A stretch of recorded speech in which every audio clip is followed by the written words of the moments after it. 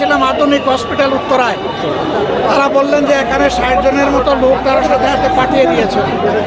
এখানে এসে আমরা পেয়েছি 51 জনকে পর্যন্ত পাঠানো হয়েছে। তাদের মধ্যে 7-8 জন বাদে বাকি সকলেরই অবস্থা খুবই গুরুতর। আমরা সবাই আল্লাহর দরবারে দোয়া করি তারা যেন সুস্থ হয়ে উঠেন এবং চিকিৎসকরাও যেন তাদেরকে পর্যাপ্ত চিকিৎসা সেবা দিতে পারেন।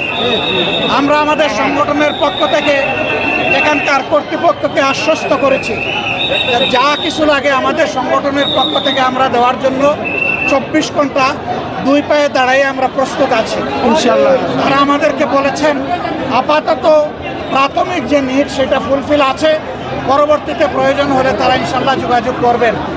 আমরা দেশবাসীর কাছে দোয়া চাই, এই যে সন্তানেরা এখন জীবন মৃত্যুর সন্ধিক্ষণে আছে। RICL TMX যুগের পর যুগ স্থাপনা থাকে মজবুত। আল্লাহ যেন তাদের সবাইকে সুস্থতা দান করেন। আল্লাহ যেন তাদের গার্জিয়ানদেরকে ধৈর্য ধরার তৌফিক দান করেন।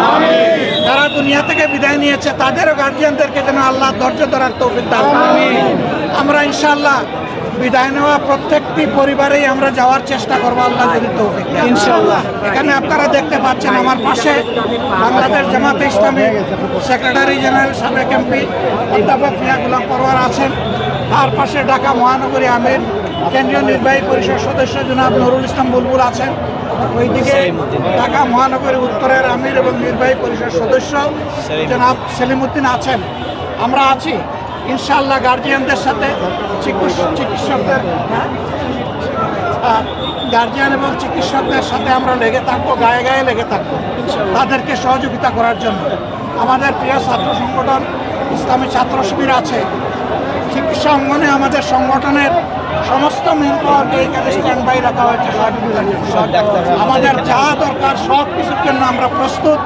তার বিনিময়ে আল্লাহ যেন এই আহত অসুস্থ পড়ে যাওয়া আমাদের কলিজার সন্তানগুলোকে আমাদের বুকে আবার সুস্থ হালতে ফিরিয়ে দেন। আপনাদের সবাইকে ধন্যবাদ। আপনারাও দোয়া করতে থাকুন। সকলের দোয়ার বরকতে বলেছি ভাই, সকলের দোয়ার বরকতে আল্লাহ যেন তাদেরকে সুস্থ করে দেন। আসসালামু আলাইকুম।